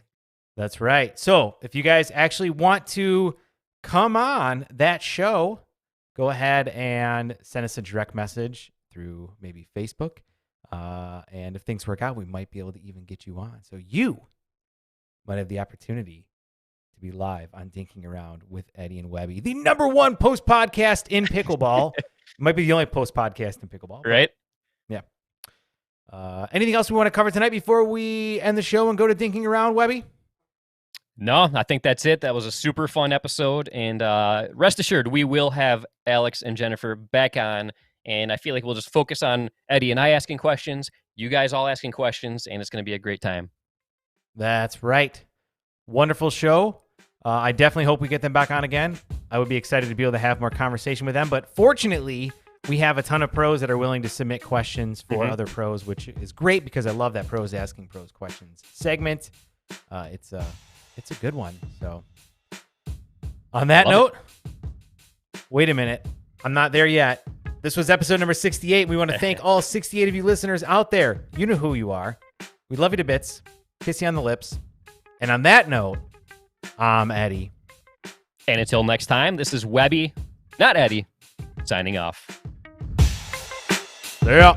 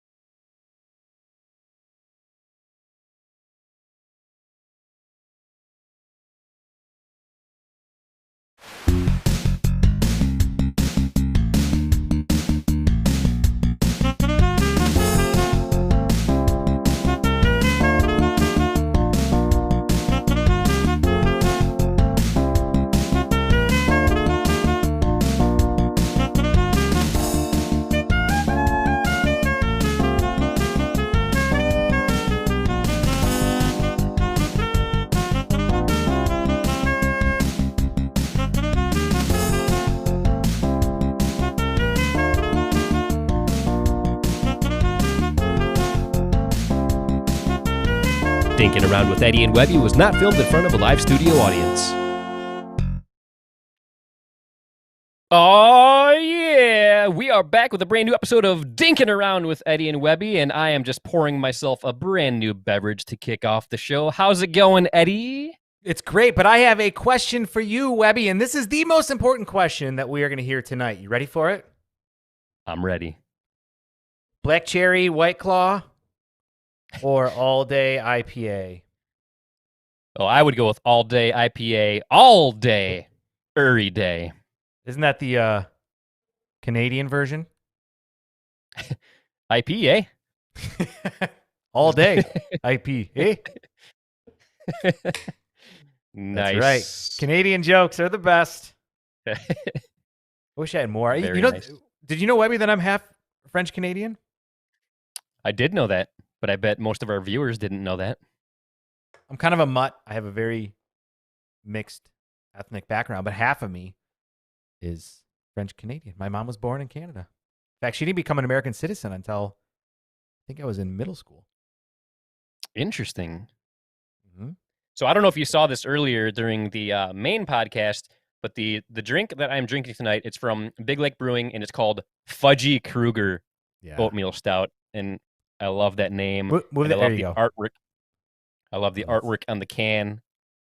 And it's pretty tasty. I've never had it before. I'm enjoying it for the first time ever, and I'm enjoying it. And I just so happened to have a Big Lake Brewing glass that I poured it into. I love when I can drink a beer in the glass of the company that made the beer. Well, it tastes better that way. It does. It's a known fact that it tastes better because they use a special type of glass that pairs perfectly with their beer.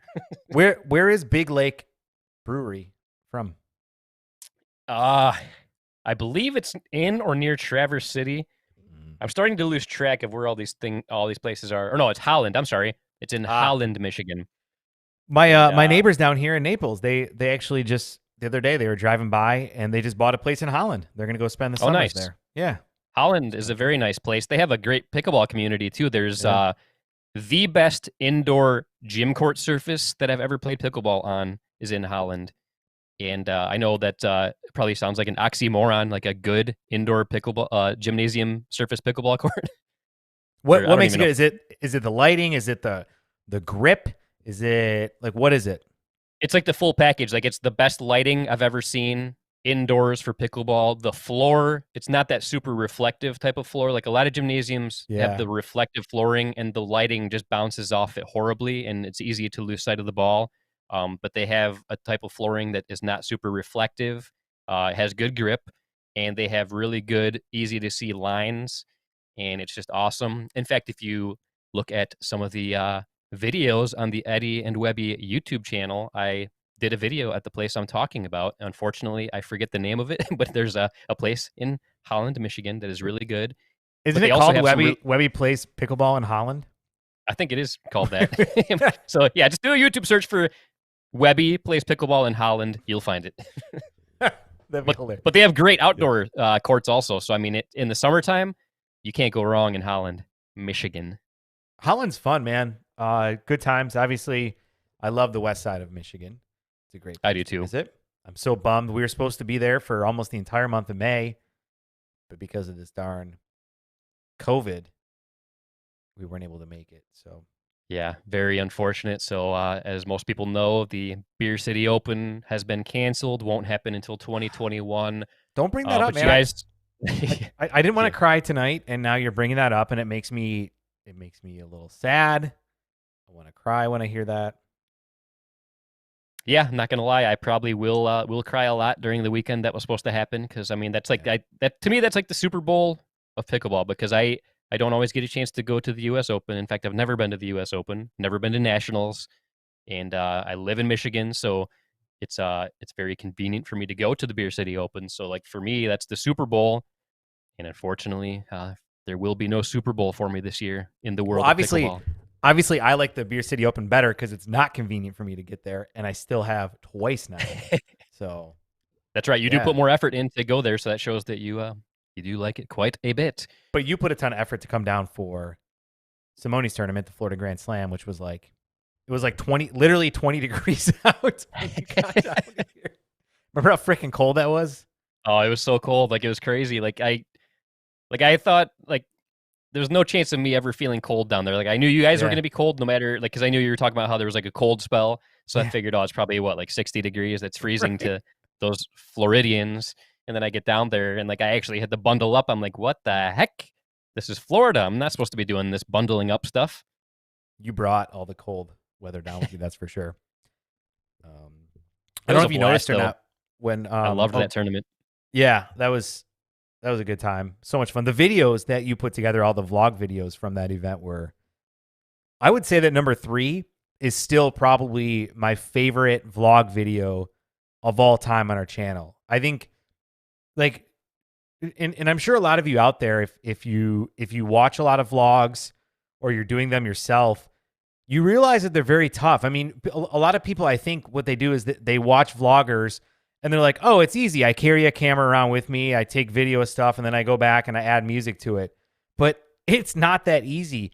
You need to make sure that you're constantly thinking about videoing yourself in ways that'll keep the video flowing properly. You're thinking about, okay, I got to make sure I'm getting video of this pickleball match and somehow integrate a different angle so it's not the same angle every time. When you're editing it, you have to make sure you're adding music appropriately and ending a clip and starting a clip on the beat. Like, it's very complicated. And I think Webby, like that, the number 3 from the Florida Grand Slam, I think is by far one of the best vlog videos I think I've ever seen, not only on our channel, but on YouTube as a whole. Oh, thanks, man. I definitely appreciate that. And yeah, it's not easy to do the vlog videos, but I love doing them. Like, that's probably my favorite style of video to do. But yeah, there's kind of an art to it, because like you want to try and tell a story. You want to get good footage of the action, but at the same time, you want to like kind of give your perspective, like of what's going on and stuff. So there is a lot to take into consideration when shooting them. But I love that style of video. It's probably my favorite thing to do. And next to the Beer City Open, I don't know. I'm kind of torn. Like the Beer City Open vlogs from last year, and then the vlogs from the Florida Grand Slam, like by far the 2 best projects I've ever worked on in video in general, not just for our channel, but any video projects I've ever done. Those were the Beer City Open last year, and then this year's Florida Grand Slam. By far my 2 favorite video projects I've ever done. It's crazy. Tonight during the live stream, I don't know if you noticed or not, but there were some issues going on in Facebook. So a lot of people were complaining that Facebook wasn't coming through right. So I actually sent them over to YouTube. So if you guys are watching earlier on Facebook, I promise you the issue is not from our end, because it's going perfectly to YouTube and Twitch. I think the issue is on Facebook. So don't blame us. It's Facebook's fault. They're a bunch of jerks over there. Like, ever since we started the Eddie and Webby Facebook page, I've grown to hate Facebook. Like, it's just like, it's a great platform, but like, man, it's annoying to work with sometimes. Like, sometimes we'll post something and sometimes it'll let us tag people, sometimes it won't. And sometimes it's people that we've tagged in the past, and then sometimes if I post something and then I realize, oops, I forgot to add a link, or I want to change something, it'll say like, unable to edit this post at this time, or it won't even let me delete it sometimes. It'll say, unable to delete this post at this time. Like, it's just so frustrating sometimes.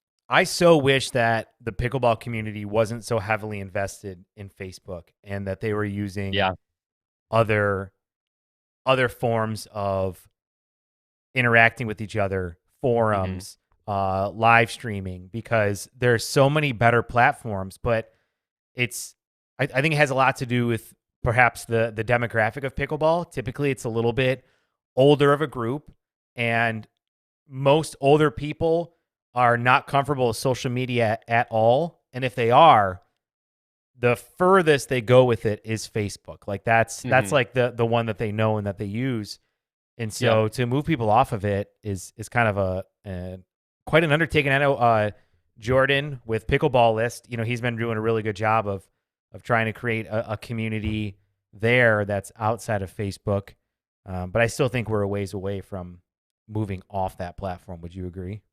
Yeah, I definitely agree. And it's an unfortunate thing. But yeah, for anybody that doesn't know what Pickleballist is, you got to look it up, because Jordan, the creator of Pickleballist, he has put a lot of work into it. And if anybody's familiar with Reddit, pretty much think of Reddit, but only devoted to pickleball, and that's what Pickleballist is. And I feel like if we could get like the younger crowd into that, like that could be huge moving forward. I hope people give it a chance. There's been some great content. They recently did the COVID-19 day fitness challenge. Eddie and I actually did a workout routine for one of the days, and 18 other actual pros, pickleball pros, did workouts too. Somehow we got grouped into that. We got good feedback though. I got a lot of great feedback about the video we did. It was fun to work on too. Like that was a lot different than what we normally do. Like that was a challenge, but it was fun.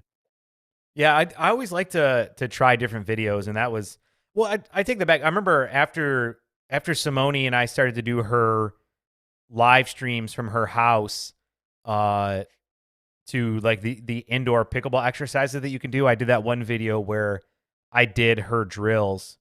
So I had that was my first experience ever doing that. So I had a little bit of experience, but that's not usually the type of videos that we do on our channel. It's typically like vlogs, podcasts, videos of us at tournaments, which is kind of like a vlog in a way, and like fun other parodies and stuff. So it was cool to get experience with that. Yeah, and I thought that was really good too. The one you did where you were doing Simone's drills and stuff. I thought that was a great video. So nice work on that. Thanks. I thought it was funny. There was a part where I turned up the volume so you could hear my heart beating. That was literally my heart beating from having the microphone like right here, and it picked up that vein, and it was like dun, dun, dun, dun. Oh wow. Because I didn't know that was your real heartbeat. Wow. Yeah. I was bad. So for the longest time, I didn't really weigh myself during a lot of the COVID stuff. And a few weeks ago, I recorded a video of Simone. And after I got back, I looked at the footage and I was like, oh, dude, like your beer gut's looking a little on the big side there, buddy. and I weighed myself, and I had put on probably about 7 or 8 pounds since a lot of the COVID stuff happened, since, social distancing and stay at home and stuff like that happened. And I didn't realize that because I thought I was still exercising. I thought I was still being active. I walk 3 miles every morning. I was still running here and there. But I think because I wasn't playing pickleball and I probably wasn't eating as well, that over 6 to 8 weeks, that weight just came on real quick. Yeah, I experienced the same kind of thing. I gained at least 8 pounds, and I wasn't surprised at all by that fact because pickleball was really the only form of physical activity I got in my adult life pretty much, and I lost a lot of weight because of pickleball in the last couple of years, and so I didn't have pickleball. I wasn't really working out at home other than when we worked on the stuff for that the COVID-19 day fitness challenge. And my eating habits have gotten horrible because we started off like cooking a lot of stuff at home, but then we wanted to support the local restaurants, so we were getting a lot of takeout. But then I started getting a lot of pizza, like deep dish pizza. I love Detroit style deep dish pizza. Ever since I got into pickleball, I've been like really good about what I eat because I can feel a huge difference when I eat garbage versus when I eat healthy stuff. So like when I played pickleball regularly, I was eating very healthy. When we were stuck at home, not doing anything, there was just times where I was like, you know what sounds good? A nice, super thick deep dish pizza. And I was probably eating deep dish pizza at least once a week, and it was so delicious. I found it's like, you know what's good? Like I want to make sure I get as much fat and calories and sugar and processed crap inside my body right now. That's gonna make me feel so good right now. Right? Yeah, I get it. I was in the same boat, man. Yeah. And then I also found out there was a place that opened not too far from my house that has this amazing fried chicken. So I was getting more fried chicken than usual. I was eating pizza more than usual. So yeah, just my eating habits, not doing much physical activity, it really caught up to me. But then luckily the weather finally started getting good in Michigan. So my wife and daughters and I, we started walking a lot. Like we've been doing like 5Ks regularly. And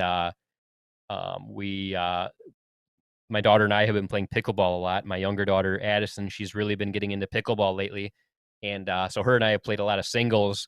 And I've actually been playing a lot of full court singles with friends of mine. I haven't done any doubles pickleball yet, just because Michigan got hit super hard with the COVID stuff. So I've been doing major social distancing. But I have been playing singles pickleball with pickleball friends of mine, and that's all I've done for the last month and a half is nothing but singles. And the first day I went out and did it, I overdid it. I played way longer than I should have. It was a real hot 85-degree day, which is very hot here in Michigan. And I felt like death after that. I was like, oh my God, I overdid it. I'm going to be dehydrated. So I guzzled some Jigsaw Health and made me feel much better. That stuff does actually work pretty good. But after that, I played a couple more times. And now I can easily play 2 hours straight doing nothing but singles. And I'm not too bad. It's like I never would have thought that would be the case. I never thought I could do singles for 2 hours straight. And I'm doing it, and I love it, and I'm feeling a lot better. That's good. Yeah, singles takes a lot out of you. I was playing that a lot with my neighbor Denny when our community kind of went into shutdown, and we you mean Lenny? Sorry. Actually, it's funny. My next door neighbor is Lenny, and the guy down the street is Denny. But Denny's back up in Columbus right now. But him and I were playing singles a lot when our community kind of went into shutdown, and you had to follow a bunch of rules. And it was great. It was really good to get out there and play some singles. And earlier, Jen and Alex were talking about how much they love skinny singles, and I have to agree with them, man.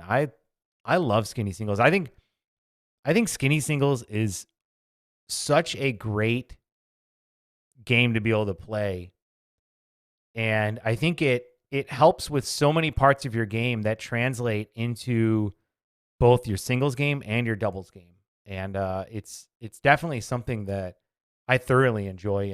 And sometimes I even enjoy playing that more than, like, I think I'd rather play skinny singles against a good player than doubles against people who aren't as skilled as I am. Does that make sense what I'm saying? Yeah, and I would totally agree. I love skinny singles. I've been doing that a lot lately too. Like sometimes after a couple really intense full court singles games, if I kind of need to wind down a bit, like I'll play skinny singles because you don't have to move around as much. But like it's not easy. Like skinny singles is tough because you really got to like work on your placement, and it's fun though. I love it. I love skinny singles. And when I was talking to Alex and Jennifer earlier, and I told them like if I play a couple games of skinny singles, and then go back to full court singles, I feel like I do better because I feel like it just makes me, like when I was playing singles or skinny singles, I kind of honed in on my placement a little more. And then I was able to place the ball in better spots during full court singles as a result. Yeah. I mean, you have to, you can't, I mean, you have half the width of the court in skinny singles. So you have to be precise. So about a year and a half ago, I was at a tournament over on the other side of the state. That was the first time I met in person Gizmo, and I played with Anthony in a tournament. But anyway, they had a skinny singles tournament as part of that tournament, as one of their competitions that you could enter. Have you seen any tournaments that have skinny singles that that you've been part of? I've not that I've been part of. I've seen posts on Pickleball Forum for tournaments like in different states that had it. But I would absolutely love that. I would sign up for a skinny singles tournament in a heartbeat. Yeah, I agree. I think I would too. I think it'd be a lot of fun to be able to go out there and, and play skinny singles because it's different. It's a different. Obviously, it's different than doubles. It's very different than singles, full court singles. So it's like a whole different game. But I love it. I can't get enough of it. Yeah, I agree. I absolutely love it too. And what type of skinny singles do you prefer? Do you prefer like just the one half? Do you prefer cross court, or do you prefer like I've heard different names? I've called it full court skinny singles. Some people call it slick tricks skinny singles, like where you alternate depending on your score. What's your preference? Definitely the slick trick skinny singles. So the server is if you're on the serving side, you only move. If you're on the receiving side, you just stay on the side of the court, whether you're an even score or odd score. Is that what you're referring to? Yep, and that's how we did our Eddie versus Webby 3 match. And that's definitely my favorite way to do it because you get the best of both worlds.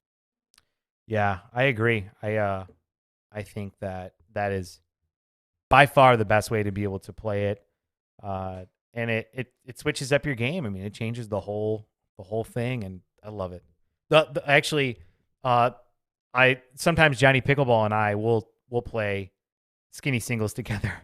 And I think he uses it as a confidence boosting exercise because what we do is we play to 100 points, switching every 20.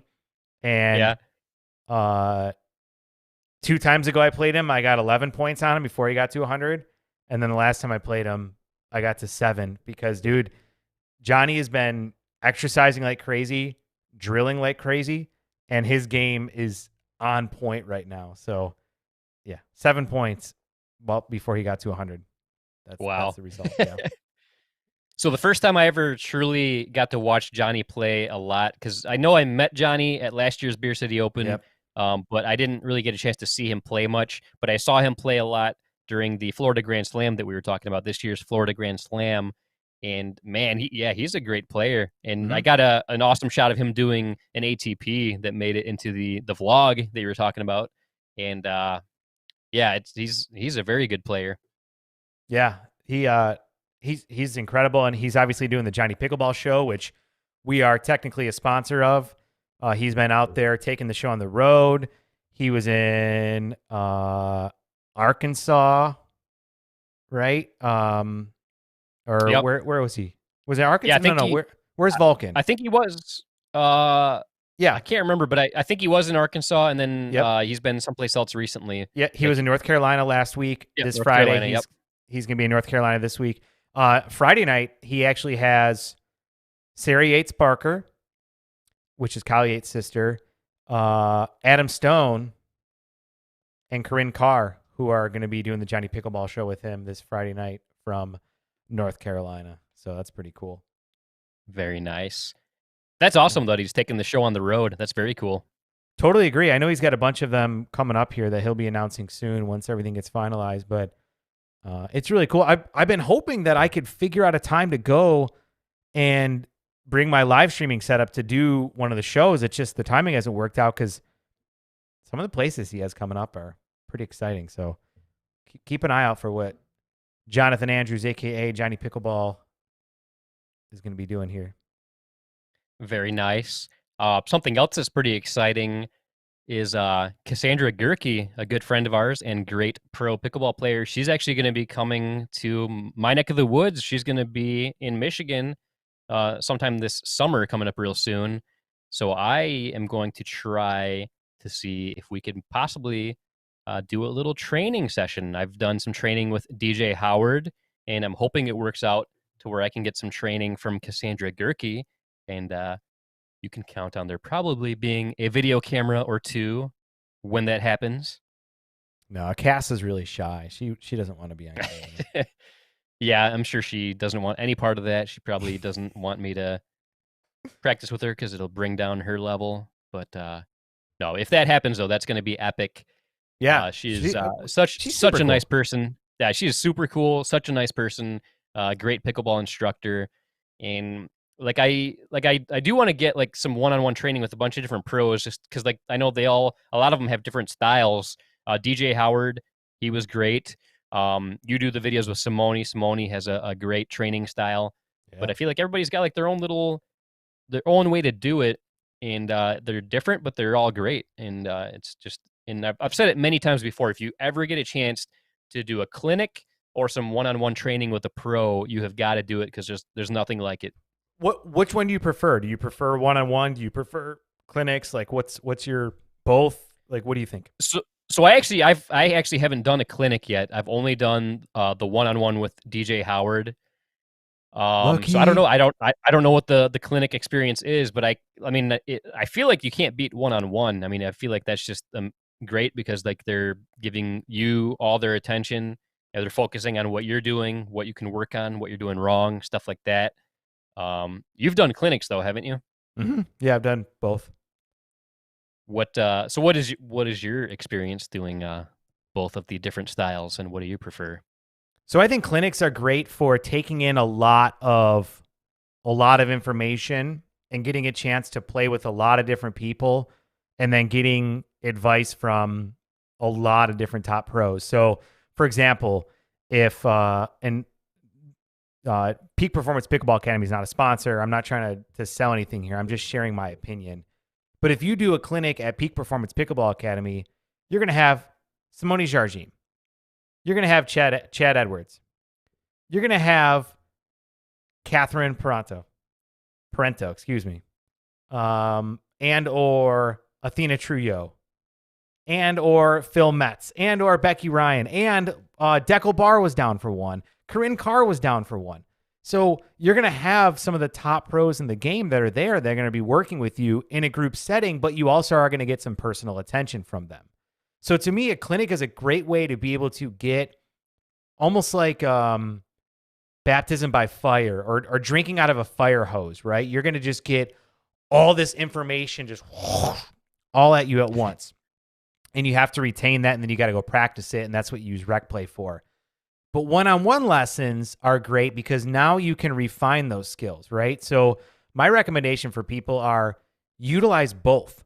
If you want to be able to go out there and just get an overall guidebook of the things that you should work on to get to the next level and improve your game, go to a clinic. You're going to be handed that book, and it's going to be great. If you want to really refine those skills, though, when you get to the next level, one-on-one lessons are the way to do it. And personally, for me, I would like to stagger. I would love it if I could do a clinic, 2-3 times a year, and then I could do weekly or bi-weekly lessons. Unfortunately, Simone's book is a little tight right now, so it's hard for me to get time with her. But anytime I get with her, I'm just thrilled to be able to get that one-on-one time. Very nice.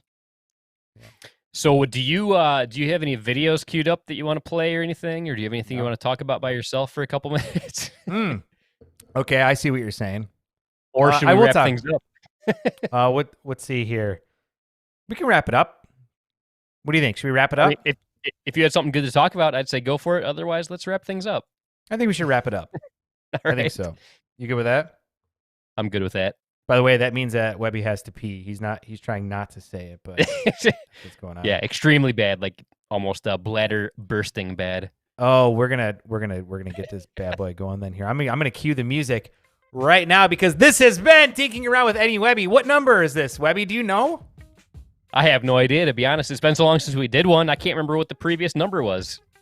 Well, this has been Tinking Around with Eddie and Webby, your number one pickleball post-podcast podcast. It's the only one, but it's the number one as well. Right, Webby? That's right. If you're the only one, you're number one. Exactly. And on that note, I'm Eddie. And until next time, this is Webby, not Eddie, signing off. That's it.